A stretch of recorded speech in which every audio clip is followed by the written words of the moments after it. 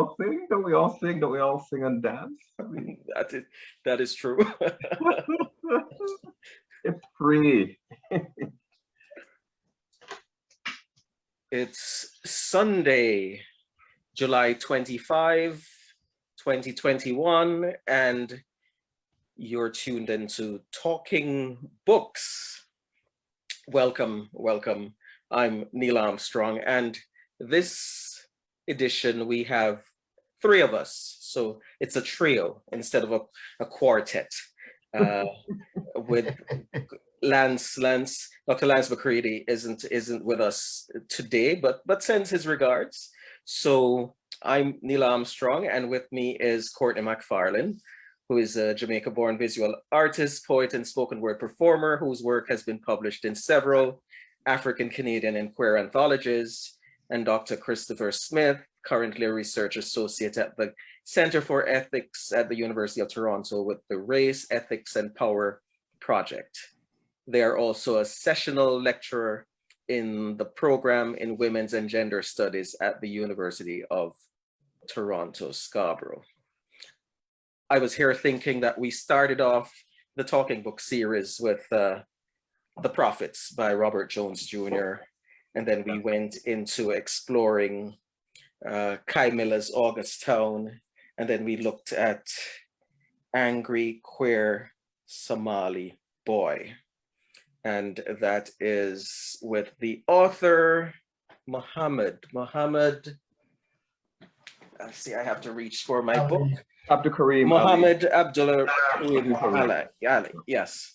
And so now we are, and in those books, we sort of went from exploring Antebellum, Mississippi to August Town, a made-up city, although there is such a city in Jamaica. And then we went to Somalia, to the Netherlands, to the UK, to Toronto with Muhammad.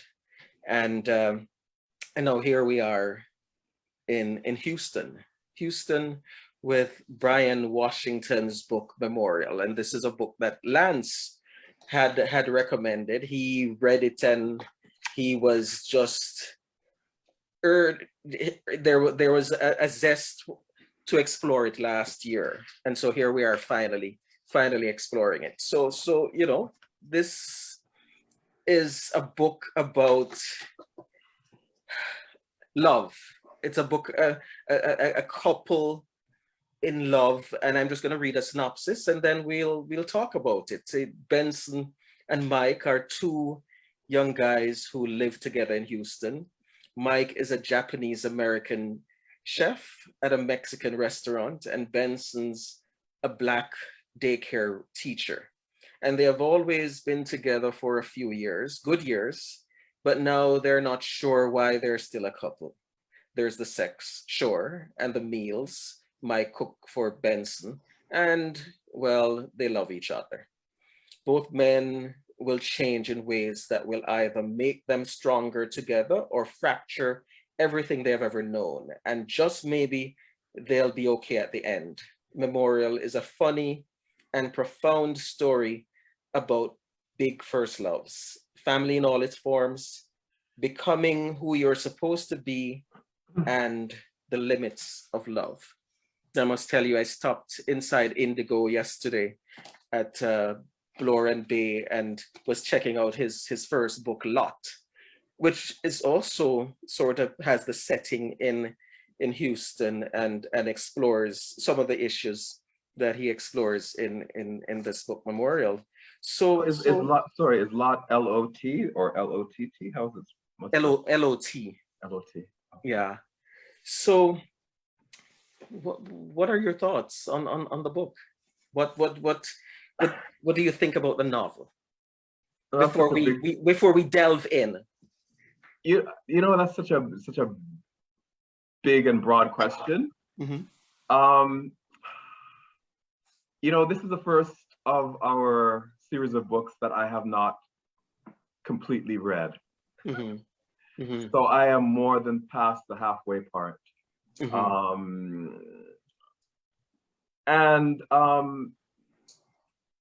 life is busy, and I could be, I could be a really fast reader devouring a book, or I can be a kind of dip in, when I have a chance kind of reader. And this was kind of the latter book for me, where I would, dip in and sort of read a chapter or two, and then, move on, and read it when I could. But the more I read it, and I'm actually just as I said, a little past the halfway point with Mike with his father in Japan, and I'm really appreciating now, at this point in the book, all the themes that this book covers and touches on that are really relevant to, I think, to the lives of contemporary lives of queer men. I mean, that's the one thing that, as I texted you this morning, that was coming to me. And then the other thing that I just sort of reflected on just before my afternoon nap today was about how relevant, a particular theme. I mean, there are some obvious themes here, but there's one theme that is particularly relevant to me in terms of where I'm at, in terms of my life, and in terms of my relationship with my family. And so there's some parallel narratives between the two main characters, between the two men in this relationship. And one of them is this notion of caring for these men who are put in a position of caring for their fathers, and then having to kind of confront all of the history, all the feelings, all the baggage that they've been carrying around this relationship in this moment that requires them as an adult with their parent to be providing some support and care. And that's somewhere where I am at with my brothers in terms of caring for my mother who has Alzheimer's. So I was reading the book, and it wasn't until just today, Neil and Christopher, where that theme came to me, and I was just like, oh, this story is in some ways, this aspect of this story is in some ways my story.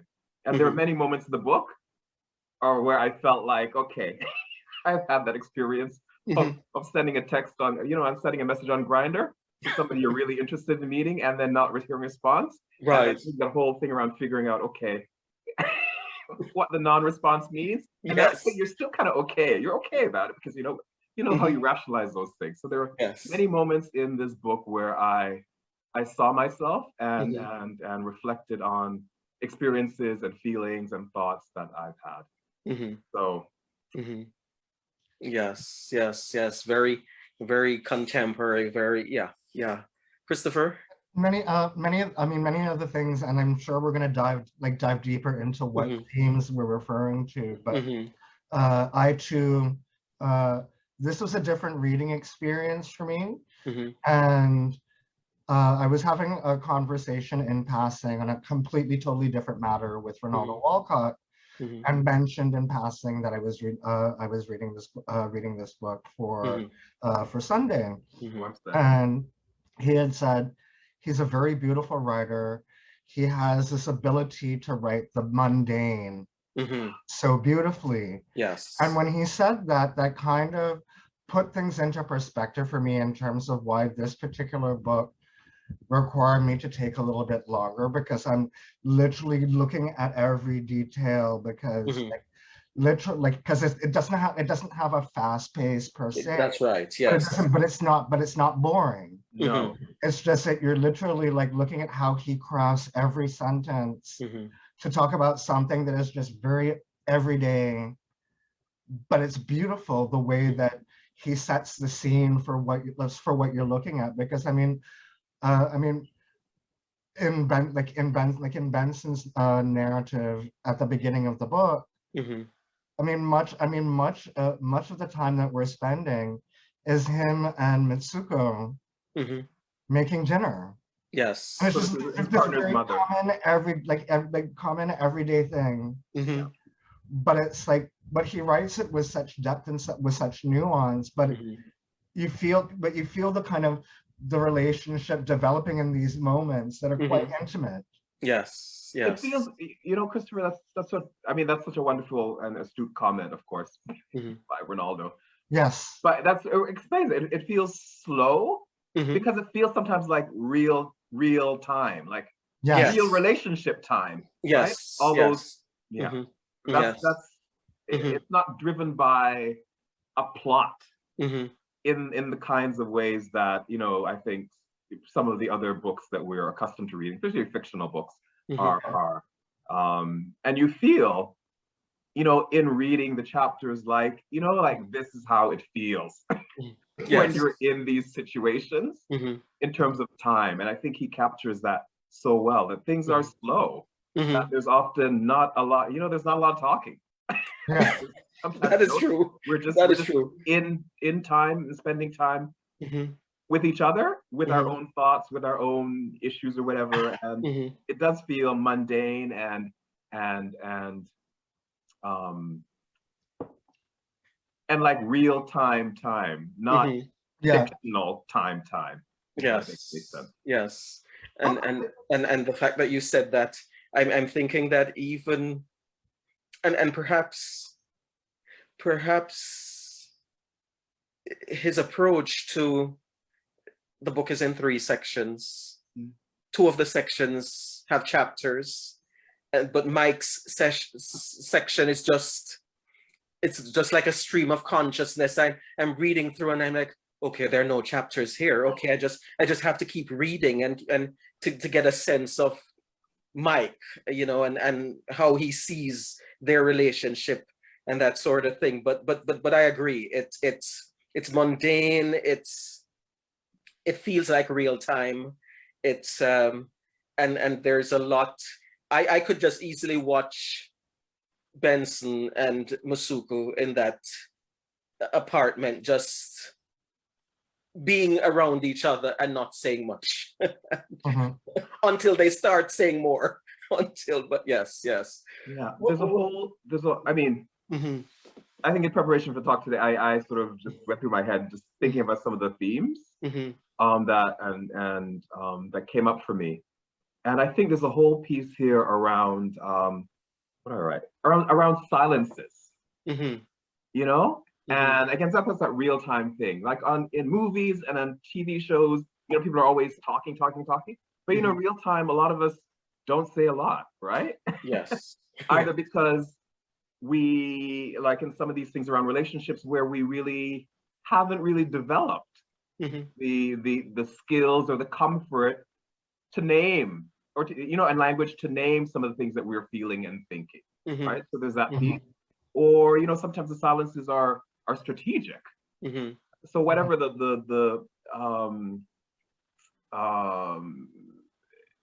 yeah. And I think particularly around silences, I mean, not to be stereotypical, but for men around emotions, right? And you find this across the different generations in this novel. And there's a chapter where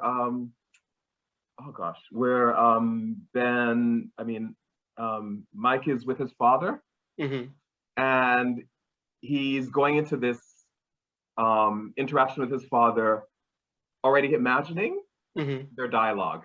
Yes. That they're going to have an argument, and this is what the argument's going to be.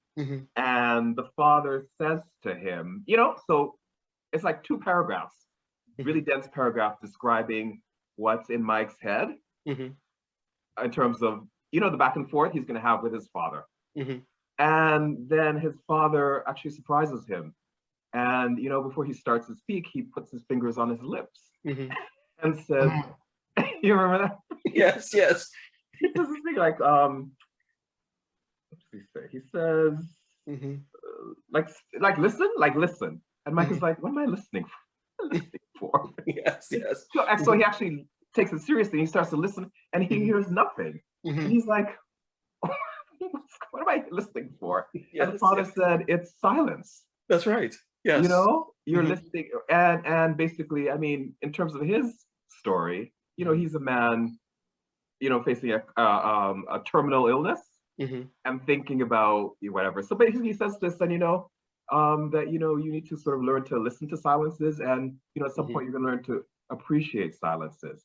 And up until that point, I had really been thinking about all the silences in the book as those things about people just not being able to name and to talk about the things they need to talk about in the ways they need to talk about it. But then this made me really think about that, there's something else that is captured in silence, right? The silence could be companionable. The silence could be, like Mitsuku and Ben, about just being in each other's presence, in each other's space, and whatever, without having to talk or needing to talk. Yes. And sometimes silence is a tacit agreement to not name things. Yes. So I was really interested in the kinds of silences that are captured in these relationships in this novel. I agree with you. It's very strategic, not just in terms of as an aspect of the characters themselves, but also, because and this is not a spoiler to anyone in the audience who hasn't had the opportunity to read the book yet. To give folks some background, Mitsuko is Mike's mother, who came to visit Houston to see her son, just like the day before he was going to be traveling to Japan to reconnect with his father. And so I don't know what I would do if I was thrown into this situation where, like, you're not even aware whether, like, what, how much this woman knows about you or your relationship. You're just basically thrown into the situation, because my impression is that she didn't even know that Mike was actually seeing someone. And so all of a sudden here you have like an elder Japanese woman and a younger Black man that are now coexisting, trying to find some language to coexist, but then opting for silence. And it's actually not meant to be punitive on either one of their parts. It's like quite literally, like, there are probably things that they both want to say, perhaps even about Mike. And him placing them in this awkward situation, awkward to say the least. And so silence works in a very, and he writes like, Washington writes silence very beautifully this way, because it's just like, we imagine, like you were saying earlier, like if this was like in TV or the movies, we would imagine that people would have to like be talking, because we understand silence has to be filled in order for human human interaction to take place. And then what Washington shows us is that people can coexist and merely just go through the tasks of the day, but still be communicating with each other. And so like little gestures, like if like Ben, if Ben is out, out for the evening and he comes home and there's a meal waiting for him on the counter, like that's caring. Yes. And a lot of, sorry, Courtney, you were going to say? But what's interesting is in that relationship, they do come to voice. Yes. you know? So, it's like the silence is like, just the kind of getting a sense of each other and being in each other's space and each other's company. And then there are moments when they're actually, of course, they're not having long pages of dialogue. It's a few sentences here and there, but they actually do start to name things and do start to have some conversations, to verbalize some of the things that they have been thinking and feeling over the time that they have been together. And it feels real in that way, right? Because there's something that they have developed to make each other feel comfortable now to name this thing, or to wait for maybe the right moment for this thing to be named or spoken. That I thought was interesting. Yes. Well, you certainly provided the context, Christopher, about regarding the relationship that Masoko and Benson are having, and how they try to coexist and negotiate space around each other. Given that, okay, so that's the relationship between Masoko and Benson. What do you think about the relationship between Benson and Mike? There's not a lot of silences in that relationship. So, one of the things again, going back to sort of thematics that I appreciated about this was about this depiction of this interracial relationship. And, usually interracial relationships are centered on relationship to whiteness, right? So at least one of the partners would be white. But here are two racialized men in this thing together. Yes. And so I was interested in just in that, and how that would play out, and how race, how might their discussions around race or their experience of race with each other, and also of other people experiencing them, play out. So so that was a thing that I thought about in terms of the relationship. And there were moments where it would come up, but it wasn't it wasn't a lot. And it wasn't, there's so much more about the relationship than that. Yes. Again, it feels, they are like many men,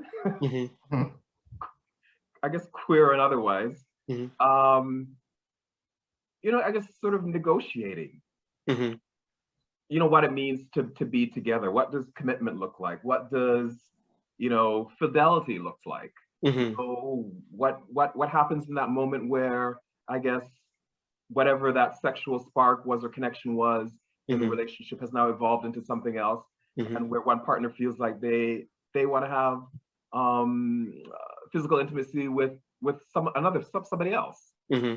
How do you talk about that, name that, negotiate that?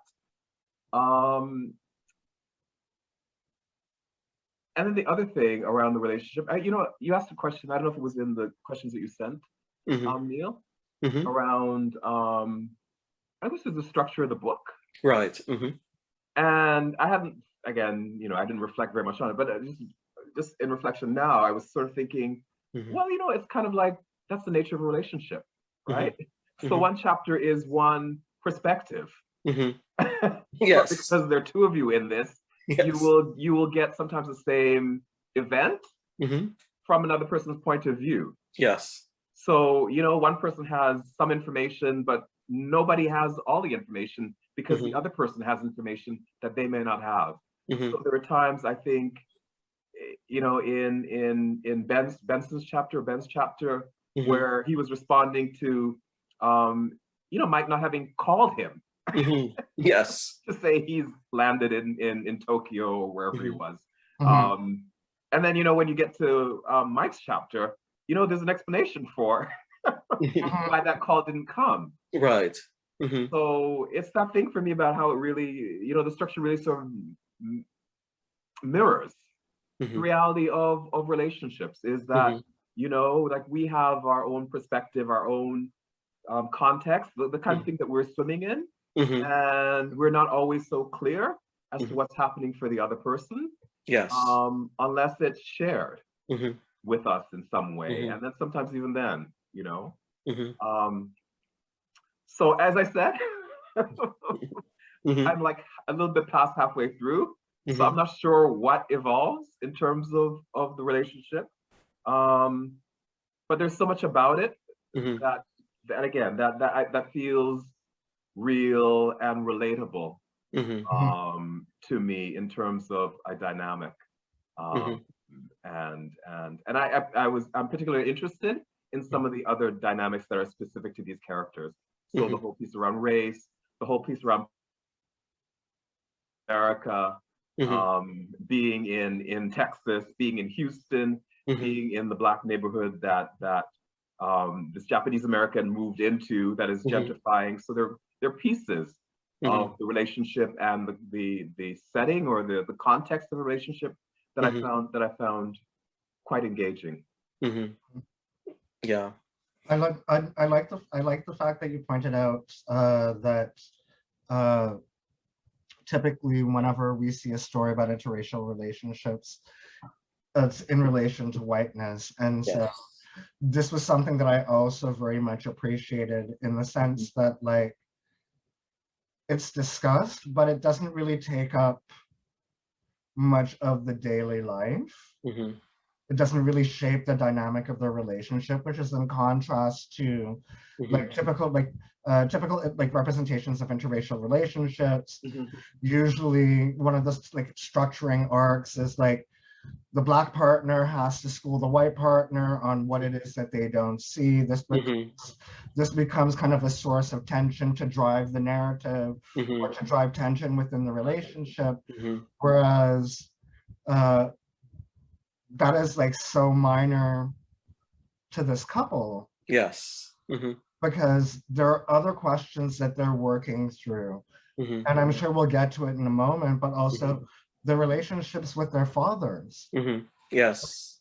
And so, I mean, it's present, because how could you not represent it? And so what's interesting, when you have their two narratives in contrast to each other, you see how they're negotiating Houston from different vantage points. And there's ways in which they're very much aligned in terms of how they understand how the relationship is perceived in the outside world, but then also just like the immediate world that they inhabit in their neighborhood.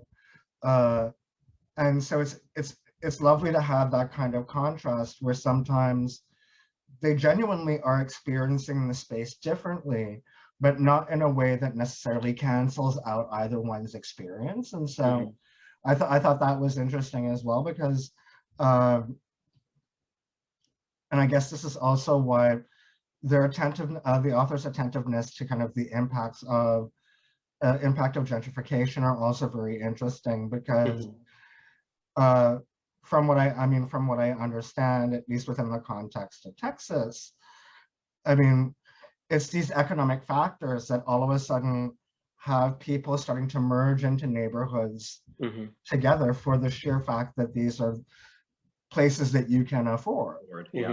Yes. And so, and this is common of any U.S. city, if not any North American city, and if not any city, that like you start to see these uncanny kinds of collectives of folks coexisting in a particular community, precisely because this is what you can afford.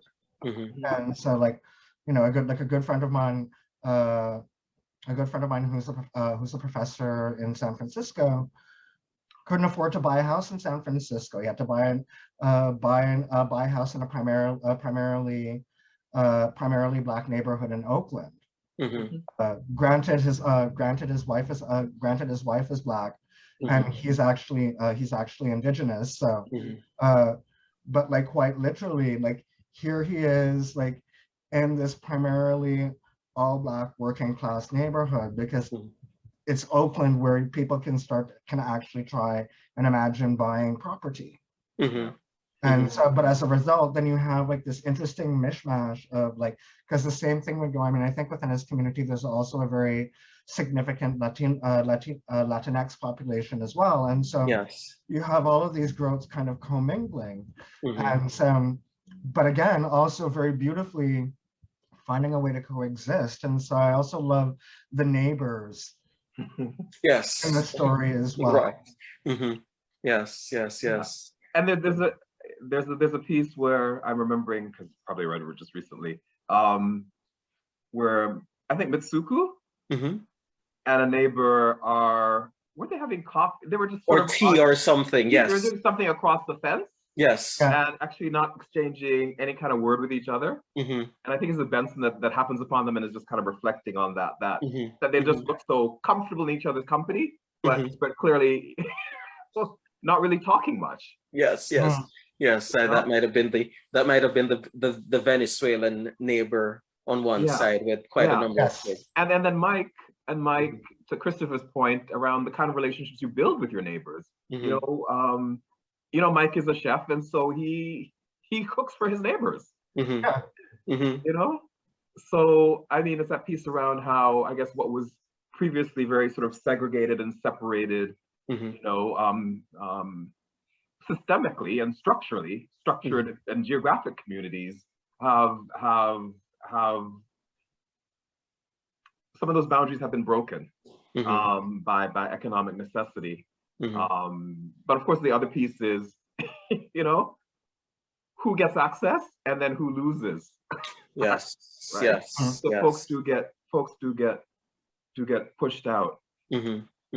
I think one of the other things that I like about, just as with the interracial relationship, that's a switch from the usual. You know, one of the narratives I always find is missing in depictions of,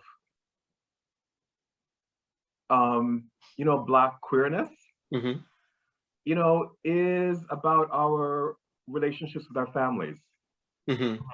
And about how, you know, not all of us, you know,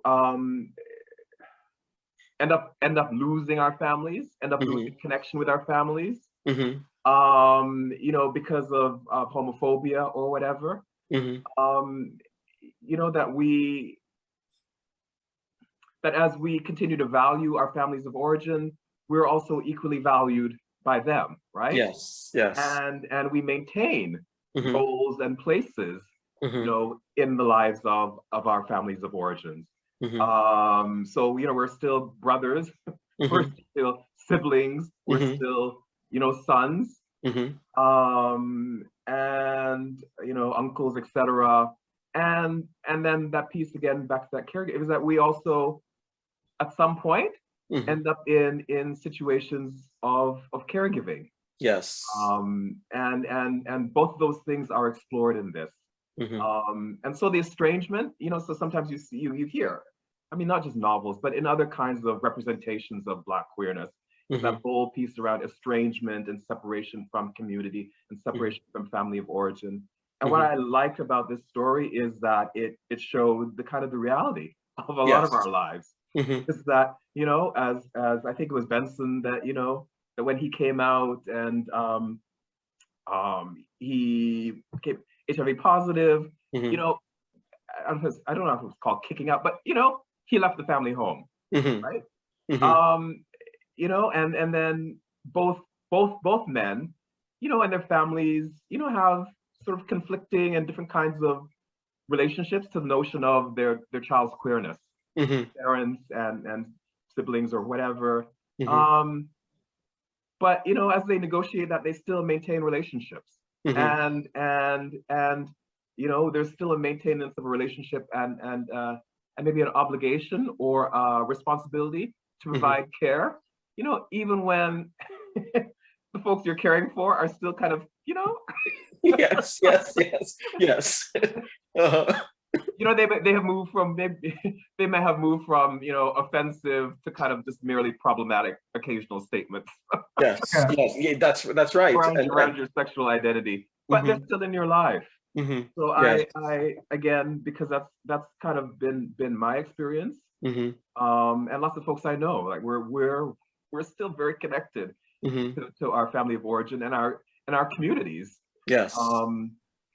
You know, I was gonna say in spite of queerness, but you know, with our queerness. And I really like the book's exploration of that, you know, with both of the characters. And the parallels. Oh yeah. Between their stories are so clear, right? Both of them caring for fathers who are ill. You know, both of them coming from families of divorce or separation between the mother and father. Yes.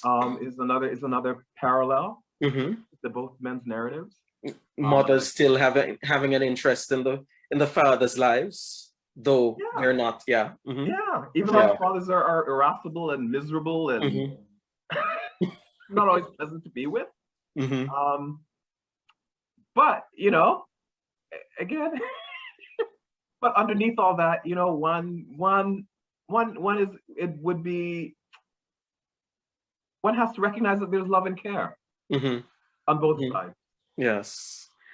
You're tuned into Talking Books, BGMN's Talking Books. It's Sunday, June 25, 2021. I'm Neil Armstrong, and with me is Courtney McFarlane and Dr. Christopher Smith. We're talking about Memorial by Bryan Washingston. And you're right, Courtney, it explores all of that family dynamics. And one of the things that I observed, and I kept saying, but why is this? The fact that we know the names of Mike's parents. We know that it's Masuku, his mother, and it's IG or EG, his father.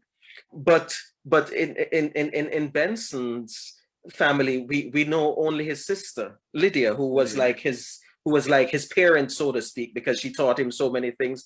But all we kept hearing is mom and dad. We don't know their names, and I just wonder what you thought that was saying in terms of messaging. Christopher, you want to chime in here on anything that Courtney was saying earlier as well about the family dynamics? So, but I do. But in answer to your question, I love that observation, because I didn't catch that. I didn't really pay too much attention to it, but now you have me thinking whether or not that was deliberate in terms of the ways in which they're processing what their relationship is to their parents. And so, in the way in which Mike's narrative is told, we know these plethora of people by name. Yes. And in contrast, in Benson's narrative, there's just kind of like, I'm just going to call them mom and dad. Because, and I don't know whether that's to kind of also kind of highlight the estrangement. And again, Courtney, I mean, I'm glad they like pointed out that what was beautiful is that the estrangement from family had very little to do with queerness, but rather these complicated family dynamics. And so, like, you know, like you mentioned, you know, relationships that ended in divorce or some sort of separation, but yet are also complicated in the sense that, like, you see that even the parents, for whatever rhyme or reason, still found some way to still care about their spouse. They just could not live with them. And so that's like an interesting kind of like backdrop for both Mike and Benson's characters, precisely because I'm waiting to see, as I get into this like the second half of the novel. You didn't finish it either? No, I thought I mentioned that. Oh, sorry. No, like no. Why do you think I was emphasizing that it was a slow read for me? Like I'm literally just past the halfway mark as well. Oh, okay. I was want to feel like guilty. Okay, I guess I was there saying yes, and so Christopher and I will fill you in, Courtney.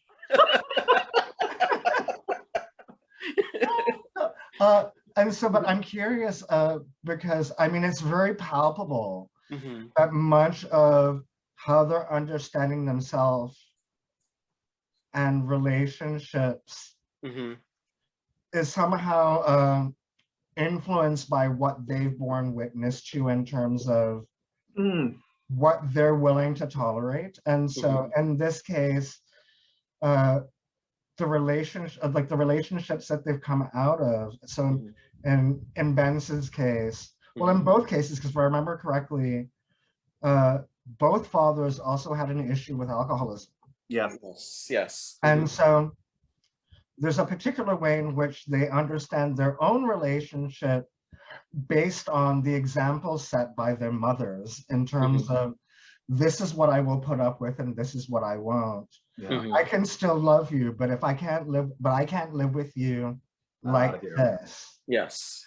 And so I'm curious to see how that gets further developed later on in the novel, because it's very palpable that like and it's deliberate that like both of their narratives center at some point with them returning to the family home. Literally. Not just in order to care, but also to confront the past in a particular kind of way. Yes, yes. There's certainly that. There is certainly that, and well, I think we already talk about how the reality created is one that's believable, because we can identify with various aspects of this book. I'm wondering which characters would you say you like the best, and which would you say you like the least? You know, I think there was another episode where I think was it Lance that challenged you on that question, just around the notion of liking or not liking the character. Yes. I think in August Town and in The Prophets, it was you know, because they were like clearly villains. That's right. But I don't think I could have a response in this novel. Because I think Washington has succeeded in reflecting the complexity of all the characters. Right. Okay. So there's none that feels like that. You know, these are just people living their lives, and the choices they made are the choices that they made, and he gives you an understanding of sometimes what informed the choices that they made. So I don't think I'm liking or not liking. I mean, they're characters that you spend more time with. Yes. And then you get to know in ways, and there are aspects of the characters that you kind of that appeal to you. Okay. You know, like I think Mitsuku is you know, I actually quite love that character. Maybe I'm answering the question. Maybe I'm answering the question. Why do you love her character? Because she is blunt. She has a really, I think, studied and strategic kind of reserve. You know, like when she first encounters Mike, you know, Mike comes in and he knows nothing about her, but then he starts making assumptions about her. One of which is that she, you know, maybe she doesn't speak English. Benson. Benson. Sorry, thank you. And of course, you know, she sort of throws it back at him. Oh, so you probably thought I didn't speak, you know? And she cusses him. I like that kind of, you know, that the kind of fight that is in her. Yes. And you know, the sort of, I'm not going to put up with shit. That said, I'm a person who cares. Right? Yes. I'm a person who observes and analyzes, and you know, and she's always confronting. I find some of the perceptions that other people may have of her. Right, you're right, because there are not too many parents who will say, "So how long have you been sleeping with my son?" She did say that. I love that moment in the novel. I love that moment in the novel. Oh, you know, there's a piece, and that surprised Benson. There is there is a moment in the book. Again, that's for me, it's a Mitsuku moment. And I'm gonna just I marked it. There's a point where they're going downtown, I think, to pick up packages. That's right. Yes. Something mailed. And so, you know, I think Benson is driving her, and and this is a moment where they sort of, you know, they have a conversation around race. Yes. And so it's like cruising into the parking garage. We find a spot just across from the elevator. Once I've settled settled the car in park. We sit in the darkness. What kind of guy do you think your son would end up with, I say? Is that your real question, says Mutsuku? Or are you asking something else? Are you asking if I thought the man would be Japanese, she asks, or if I care that you're Black? A white dude emerges from the elevator in front of us, looking extremely distressed. He fumbles with his keys for a second, and at the sound of his car alarm, the whole body relaxes. If you put it that way, I say, well, says Mutsuku, I didn't think about it. Oh, sorry, I didn't think about that. That wasn't my business. Isn't. I'm his mother. Or are you really asking what I think about you, she says. Another white guy in a suit unlocks the car beside us. He peeks into my window, frowning above his tie. She said, you know, I'd tell you, says Mitsuku, but you might drive us into the wall. Yes. She was very clear talking. Because earlier they were traveling together, and I think she said something, and he kind of almost had an act with it.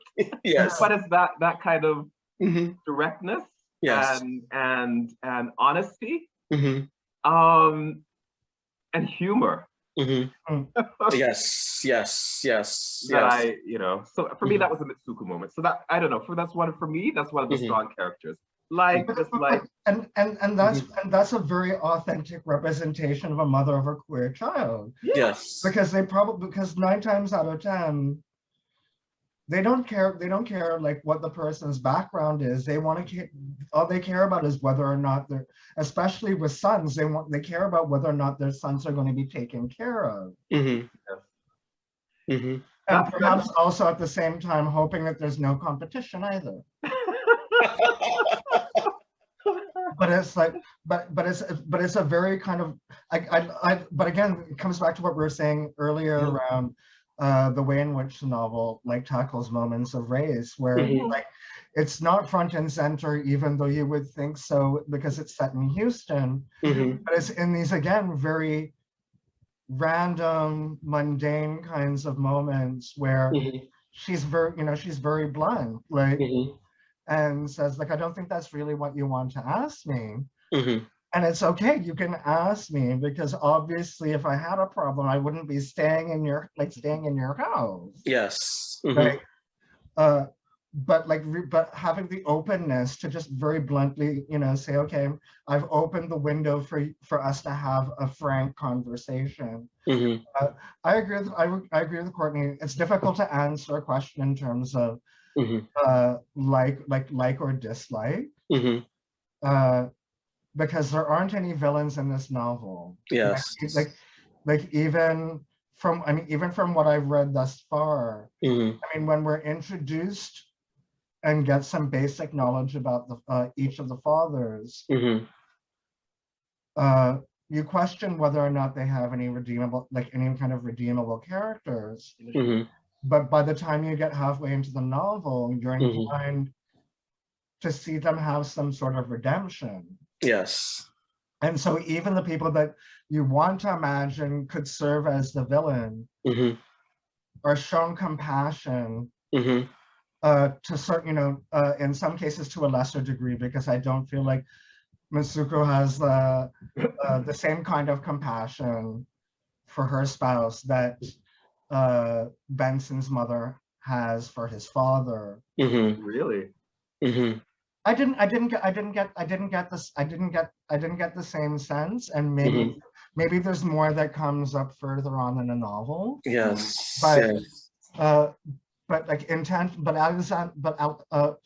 Washington intentionally writes these men as like, okay, they have these very complex flaws that were deeply also tied to a particular time and space in society that was very much related to their place in the workforce. Yes. And their ability to provide for their families that then led to their downfall. And so there's something redeemable about that, because they're not outright horrible people, but rather individuals that both went down this path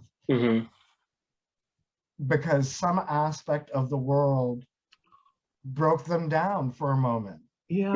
And it's that piece around, as you're saying that, Christopher, I think about, around gender role expectations, right?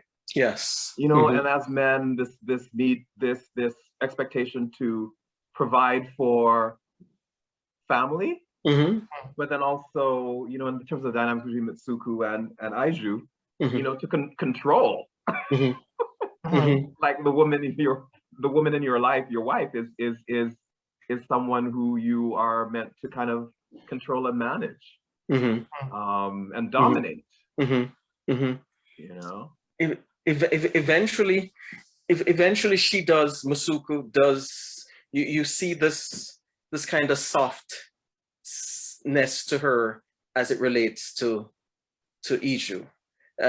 So we initially were introduced to this exterior as if she couldn't care less, but later on there's a soft side. Courtney, I see you reacting. No, I'm just because I'm like, of course now I'm on. Oh, you don't want me telling too much? No, okay. No, it's not that. I'm like firmly on team, because when Christopher said, "Oh, she doesn't seem to care as much," or I forget how you phrased it, I became very defensive. I'm on team Mitsuko because I thought, she was the one that called to inform her son that his father was terminally ill. That's right. Yes.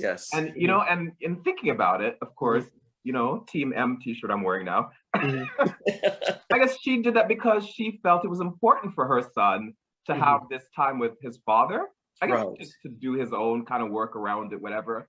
But I think it was that piece around recognizing that the father needed care, and that she wasn't necessarily the person who could provide it. Yes. And I guess it's the actions. Yes. It doesn't make her any less of a good person, but rather it's the ways. I mean, it's the contrast, but it's a contrast that I was interested in terms of the ways in which both women do care for their ex-husbands, but how it manifests itself is in different gestures and different actions. So for Mitsuko, it's about making sure that Mike has some time with his father. Because I guess on her end, I would imagine, although it's not really said explicitly, but like she's made peace with the situation. But she wants, but out of love, she wants to give her son that opportunity. In the case of Benson's mother, there's also a similar kind of push. Yes. But she's also more active in terms of dropping by the house, like continually calling his father to see how he's doing, to kind of get a sense of whether or not he's like back at the bottom of the bottle again. And so there's a different way in which she has never really excised herself from the relationship. The only separation really is geography, really, because there's still a part of her that wants to see that he's okay, his well-being, despite the fact that she's now got this like new highfalutin life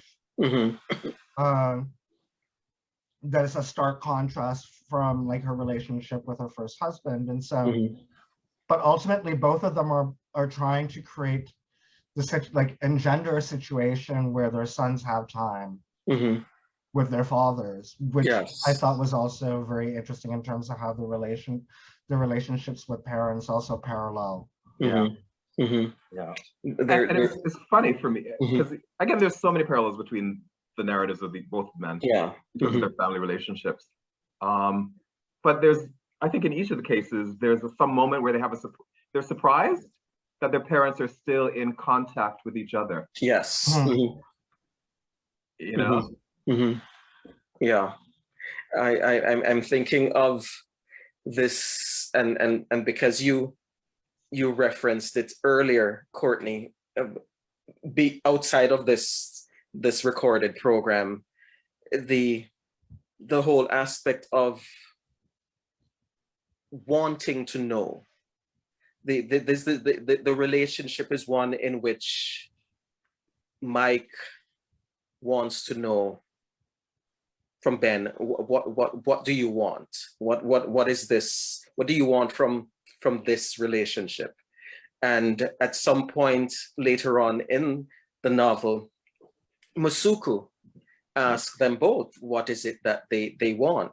And they fell silent. And she becomes the active voice to say, you know, your father and I, we just sort of, and things worked out. So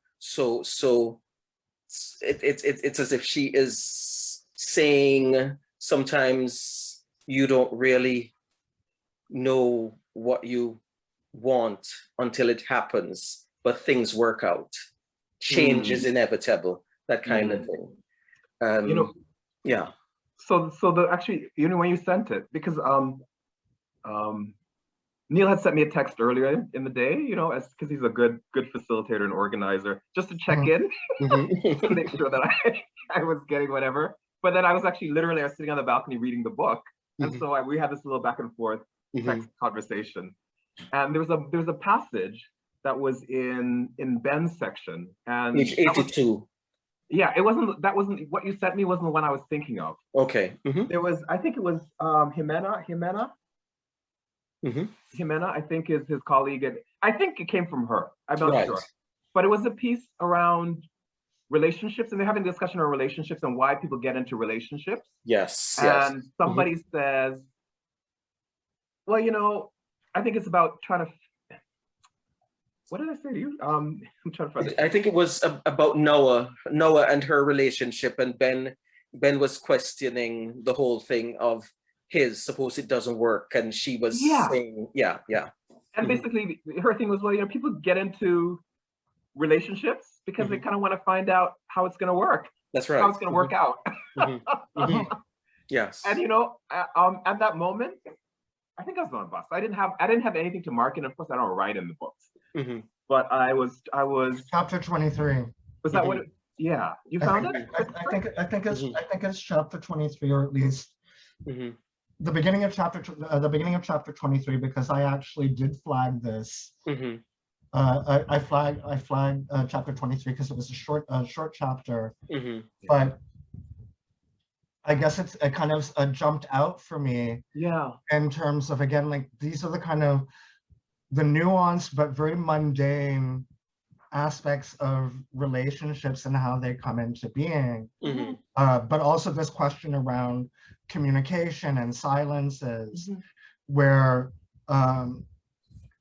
Mike seems to be the one that's continually posing the question of what is it that you want. And this is a very common, but this is a very common everyday conversation. That's right. At any stage in a relationship, from its beginning, from its early beginnings, when we would call that the honeymoon phase, where everyone's hot for each other, or even from the first date, like, oh, what do you, or from the first text, like, what are you looking for? What do you, that kind of, And so, and I think that was what I think that was another thing that I want to see how it gets explored later on in the book, because it was very refreshing to see that, like, they weren't mimicking some sort of cookie cutter representation of what a relationship looks like and how it transpires. Right. And in fact, they're almost very anti-rom-com in a way, where it's just kind of like, it's like, no, this is how real relationships transpire. And so asking, well, what do you want? Because Mike seems to be more inclined to basically say, well, we can write the rules for whatever we want this relationship to be. It doesn't have to be what we see, like, on TV or whatever the hell.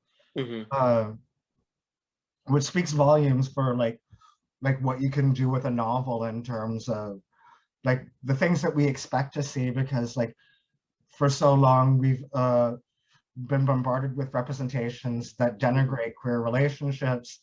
And so here you have this very nuanced but very, very realistic kind of, like, 4 years in, I would be like, well, where do we want to take this relationship? Right. And so, yeah, I don't know. Yeah. And so, yeah, I was very interested in that as well, because what it is that you want and what it is that you will tolerate are two different things. And so I think that's what's interesting, the ways in which their relationship contrasts their parents. Yes. Is that they're at the stage in the relationship where they're genuinely trying to have a dialogue about where they see this going, so that they're not trying to imagine that they're in a relationship that's not true for the other person, and what they desire, what they expect to come out of it. Whereas in contrast, their parents' marriages end because the question of what they wanted perhaps never really got taken up. But what ends up transpiring is that they do at least know what they don't want. And what they're not willing to put up with. And so Mike's character is very interesting that way, where he like genuinely, I guess he's learned from that experience and trying not to repeat it, I guess, in his own relationships, which I thought was also very interesting. Yeah. I know earlier we started off with mention of some of the themes, that there are lots of themes in this novel, and Courtney alluded to some, and I know one of the, and it's a realistic theme, the theme around I'm calling it body shaming, but is there another word for it? Body. It's around body image. Body image, right? Body image, and you know, as you know, Black queer men, as queer men, you know how how we're socialized to view what is beautiful or attractive or desirable, and then what isn't. And you know, there's some passages, again, it's like here and now. There's passages of them texting, of them sending messages to each other on some kind of app. And anyway, and there was and I found that because it's common, right? It's common. You know, because those apps are all about, you know, stats in some ways. Sometimes the first exchange that you have with somebody is around, you know, position, dick size, you know, what they ask you to put in for your profiles is, you know, your build. Are you slim? Are you muscular? Are you stocky? So all these things are the physical, the body is central. Yes. You know, to how we're socialized as, I think, as queer men. And so, and there's a moment, there's 2 pages in this book, and I think I said to you, Neil, I feel like these are among my favorite passages. Yes, you did. Yes.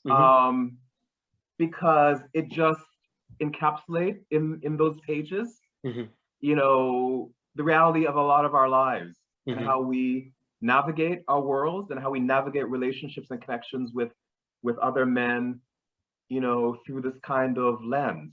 Do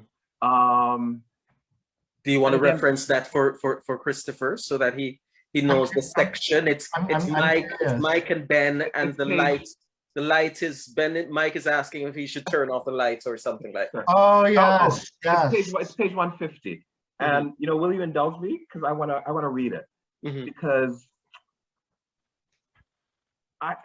yes, no, please do, please do. Yes. I mean, I need glasses, so I'm like, okay.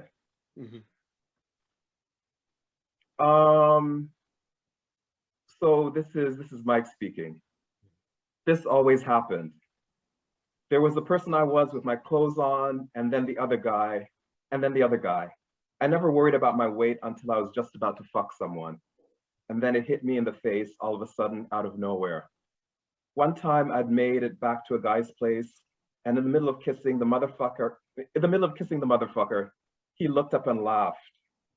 And another time, some guy grabbed my belly, squeezing my waist until I put my hands on his shoulder and asked if we had a fucking problem. But Benson just stared. He wasn't an athlete or anything, but we weren't the same. We can hit the lights if you want, I said. Why the hell would I do that, he said. I'm just admiring you, he said. And for the first time, I think, I reconsidered him.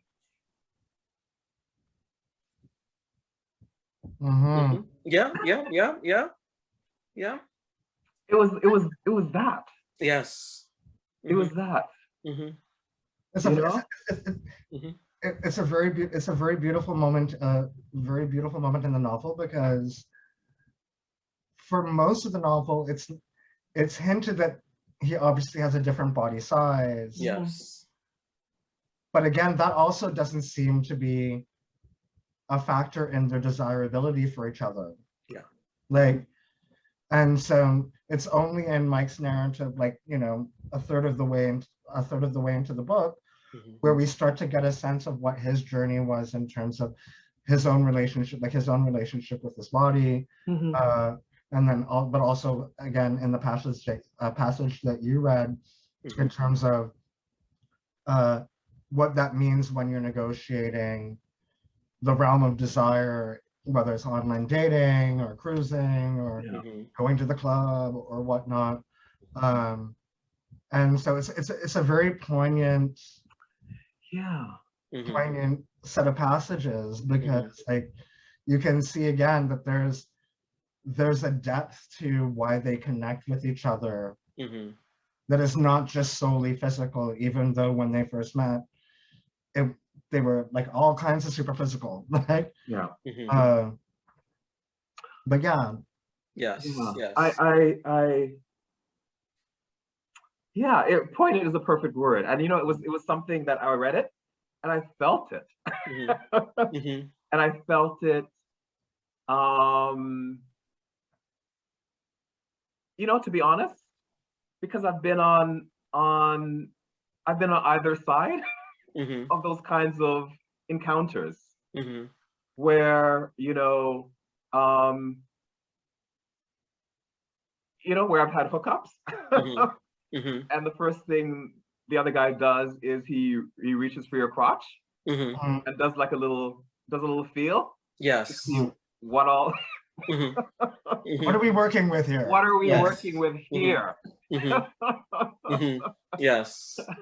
And you sometimes you go for it, and sometimes that's the end of it, right? I've also been with men who don't want to take their shirts off. I mean, I have a thing about socks. I'm just like, oh my God, take off your socks. Unless your feet are really terrible, take off your socks. But but then and I'd be like, so one of the things is like, if I'm with you, I wanna see you, right? But it's that anticipation of judgment, and that the judgment will be negative, and that will mean that we're not gonna do this, because you're gonna see all of me, and you're not gonna like what you see, and this is not gonna happen. So I will take off everything else, but I will not take off my t-shirt. Because then you see my full body, right? Not covered, not constructed by this garment, but me with my folds, my fat, my flab, whatever, right? And then you will not find that attractive. And and that was what was happening for Mike. Yes. That anxiety again around how he had been, rejected by men in similar situations, who didn't find his physicality attractive. And Benson was not that man. Yes. There's another on the next page. Okay, go ahead. It's like they go from this to something else, and then there's a flip. The hookup. There's a flip. Was that the hookup scene? I think it's the same. I think it's the same. It's the same. It's like the continuation of this scene, right? So next time they go into at first time I reconsidered him, and then they go into their sex, right? So they're straddling and what they're doing. Because there was one in which Mike mentioned a hookup with someone, and then the person was stopped. This was the next because page. seeing his body and stuff. Okay. So I think it begins with, I took longer than I would have liked. He hit my head on the sofa's shoulder. I mean, this is when they're having sex. Mhm. When I reached for the zipper of his jeans, Ben blocked me with his palms. You don't want to? I said. I'm good, said Ben. Sure, but I want to make you feel great. I'm paused, Mike, said Ben. He turned his face away when he said it. Ben's entire body stiffened, flattening against me. Wouldn't even meet my eyes.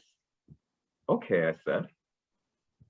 I should have told you earlier. I'm sorry. Mm-hmm. Don't be sorry. I should have said something, maybe. No, I should have. Whatever, I get it. But listen, I want to make you feel good. At that, Ben looked up. He met my eyes. With his chin on my stomach, the expression on his face looked a little like a grin, and a little like a smirk, and a little like he'd just been stumped. Mm-hmm. And the thing is, I really didn't care about his status. I didn't not care, but it just wasn't a thing that I could have possibly minded. This was just another thing about him. Mm-hmm. What? I said. Nothing, said Ben. You're just interesting. Mm-hmm. It's nice of you to say so, with my cum on your palm. yes. And at that, Ben looked at his hand. He ran his tongue across his wrist, sloping towards his fingertips. There, he said, gone. Mm-hmm. Now I'll tell you what would feel nice, he said. And at that, Ben laid down and maneuvered himself in the sofa's corner, pulling my elbow around him. We were, I think, in an impossible angle.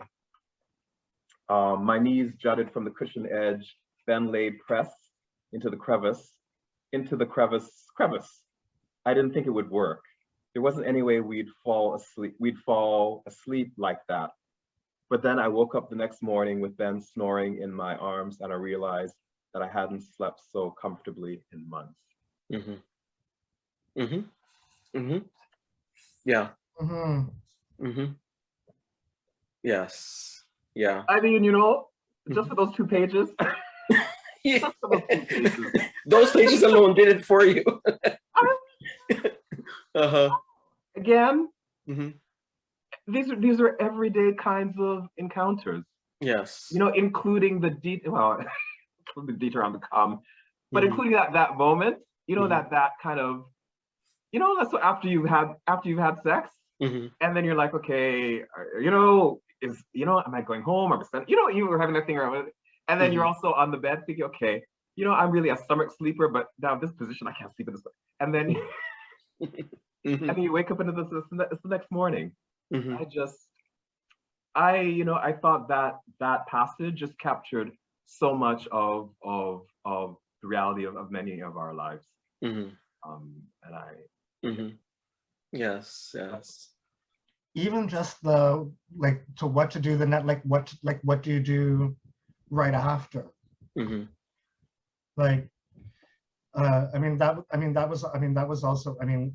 That passage was very beautiful in terms of just kind of the intimacy that's already developing, where it's clear that Ben is not one of those kind of okay, as soon as I finished, I'm going to run to the bathroom and get a wet towel, or and I'm out of here. Which some men do, and that's not necessarily anything that's not necessarily indicative of whether or not the encounter was pleasurable or whatnot. But again, it does tell us something about the different ways in which we understand our relationship to other people's bodies and what comes out of them. Yeah. And so the whole licking the palm and saying they're all gone, I was just like, well, okay. that's intimate. Okay. Yes. But unabashedly, just kind of yeah. And each of those moments were, I think, underlined outlined Mm-hmm. with the use of words. Mm-hmm. Like they actually, there's a dialogue. Yes, yes. It wasn't a big conversation. I mean, it was never a big conversation, but there was a dialogue. Mm-hmm. There was, but it's that piece around where they choose to not be silent, right? And the things that they say. And those 2 pages for me are ways in which they both affirmed this particular difference. Yes. Yeah. That the other person brought to this dynamic, the physical difference, whether their body size or their HIV status, but affirmed and accepted. Yeah. Do you think it was inevitable that that Washington having now placed them in different locations, because now Ben is in Houston and Mike is in, I think it's Osaka. I think so. Yeah. Yes. That having placed them there, that they would meet other people.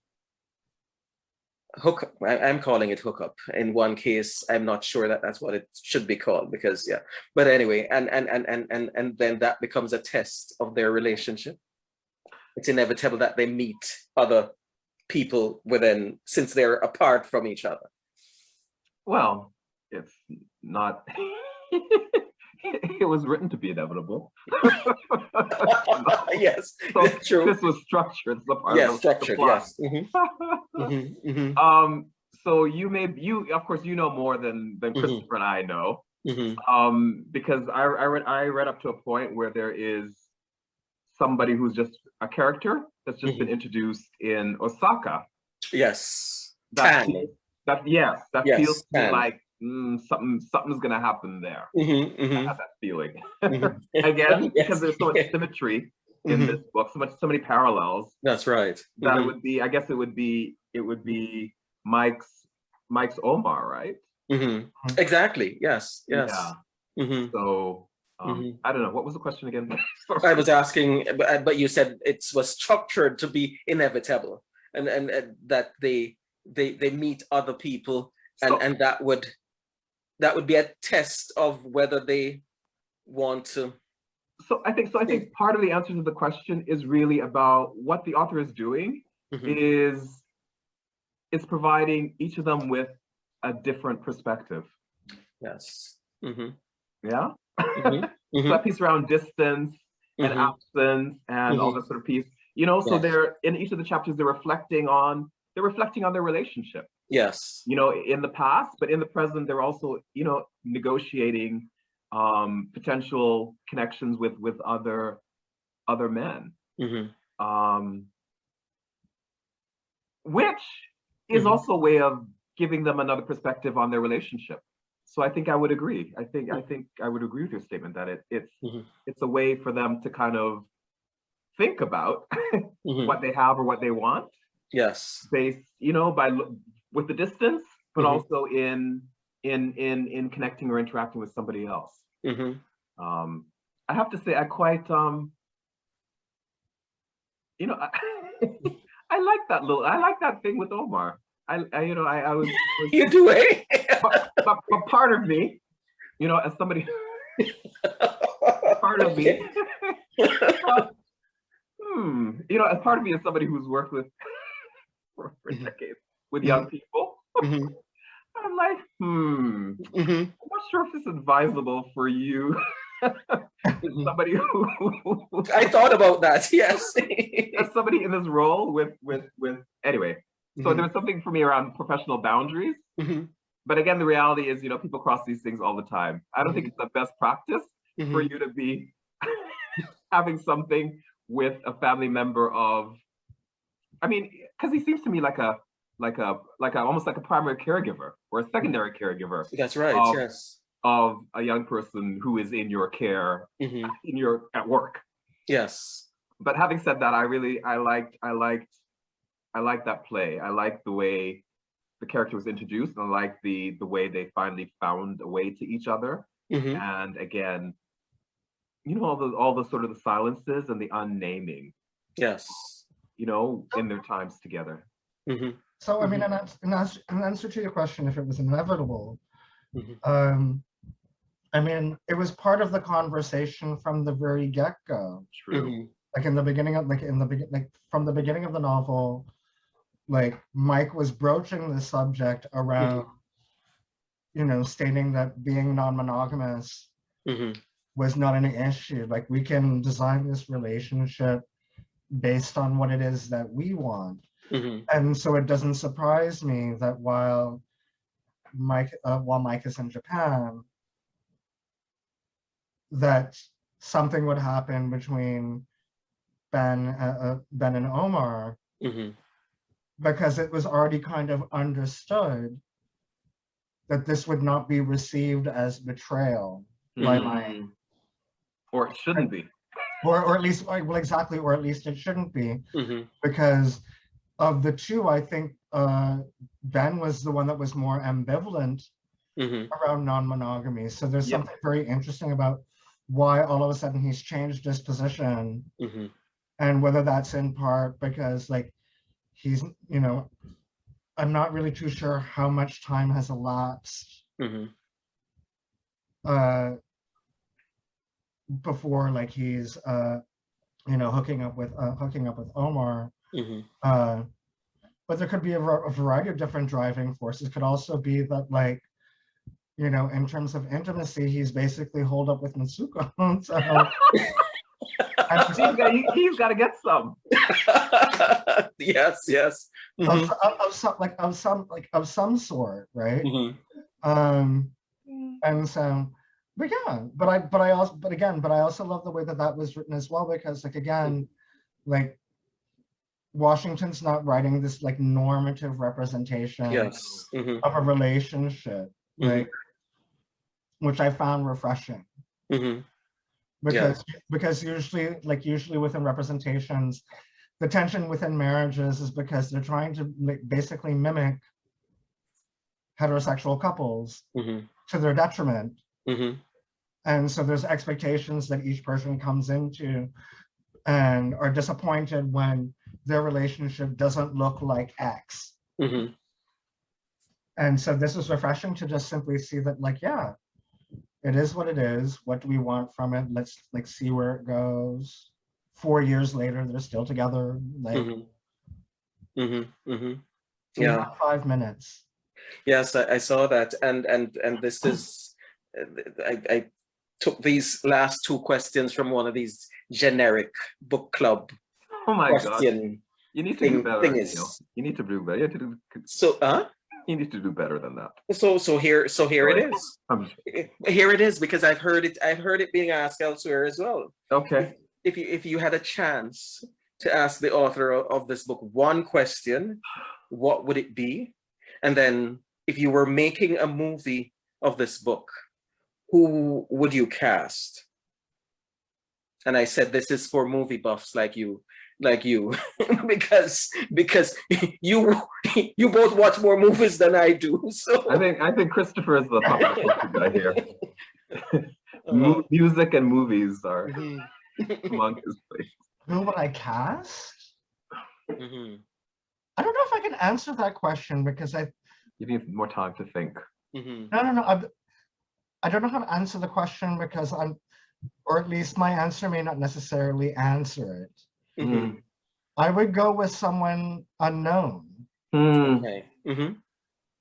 I think just because like it would just seem more authentic to me. Right. Yeah. Because like the question prompts you to think about, well, which celebrity and so on and so forth, and it's just kind of like, actually, I don't like movies with like celebrities playing gay people, especially if they're not gay. Like, yes. There you go. And so I guess that would be my answer to the question. But in answer to the other question in terms of what would I ask the author, because you mentioned that you mentioned earlier that Lot, other novel, is also set in Houston. Right. And so I'm curious as to how Houston figures into figures as a character almost, in terms of, because it's not just the setting. That's right.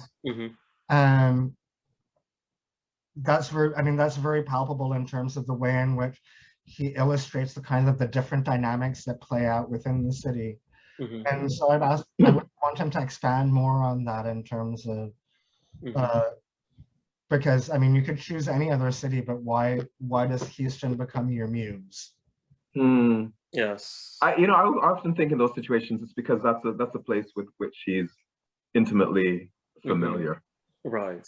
I mean, that's my guess, but again, it could be, again, as fiction, people could do research, but it feels to me like this is a place that he knows. Yeah. He knows. Having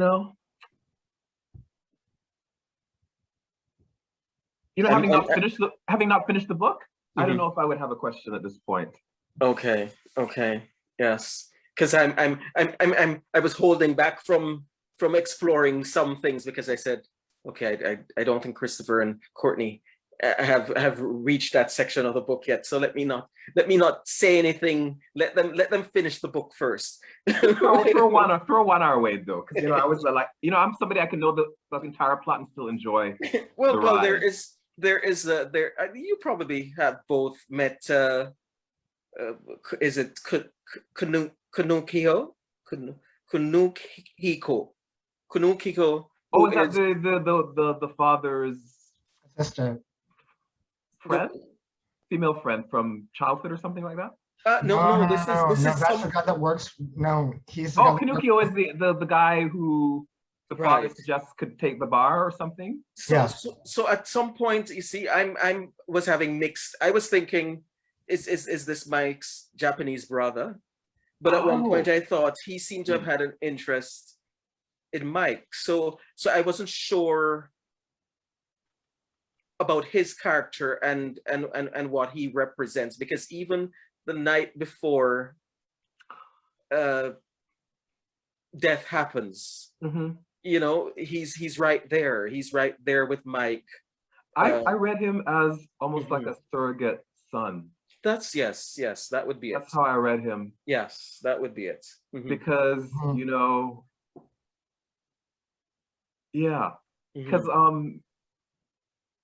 because there was Iju roughs him up. Like he's not very patient with him.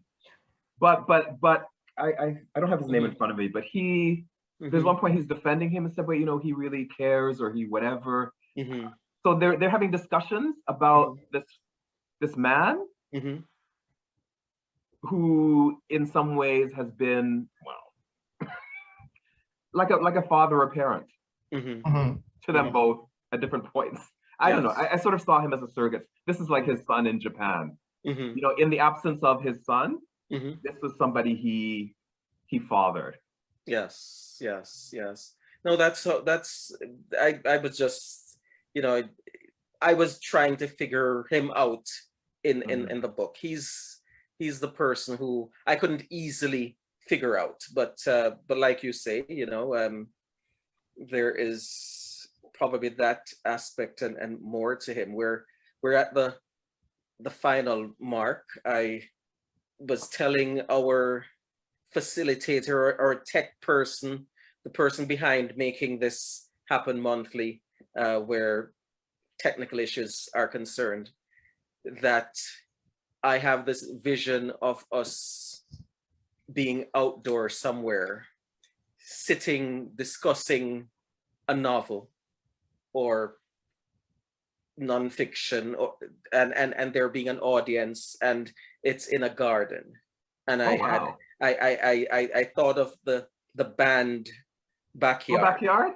Oh. And so he liked the idea, and who knows if we may not be meeting like that when next we do this. I think that would be great. Yes. I think that would be great.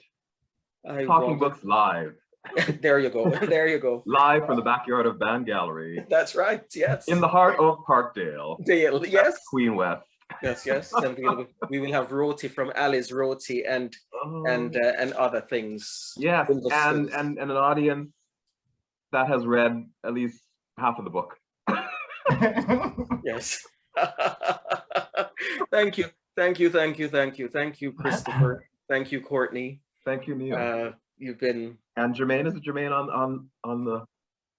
Thank you, Jermaine, for making this happen monthly, and thank you, audience, for tuning in to us. If you have any questions that come resulting from the conversation, please do share. And I'm looking forward to next month when things are opening up. You never know where you'll find us, perhaps in person, perhaps virtually. But thank you so much. I'm Neil Armstrong. Thanks for tuning in.